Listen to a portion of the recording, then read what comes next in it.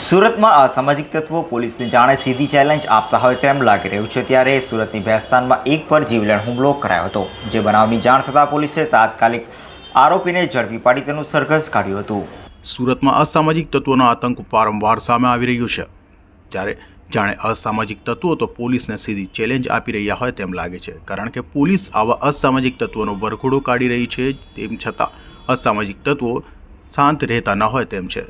ત્યારે સુરતના ભેસ્તાન વિસ્તારમાં આવા જ અસામાજિક તત્વો દ્વારા એક યુવાન પર જીવલેણ હુમલો કરાયો હતો, જે અંગે ભેસ્તાન પોલીસ મથકમાં ફરિયાદ નોંધાઈ હતી। જે ફરિયાદના આધારે તાત્કાલિક ભેસ્તાન પોલીસે તપાસ હાથ ધરી હતી અને ભેસ્તાન પોલીસે જીવલેણ હુમલો કરનાર આરોપીઓને ગણતરીના કલાકોમાં ઝડપી પાડ્યા હતા।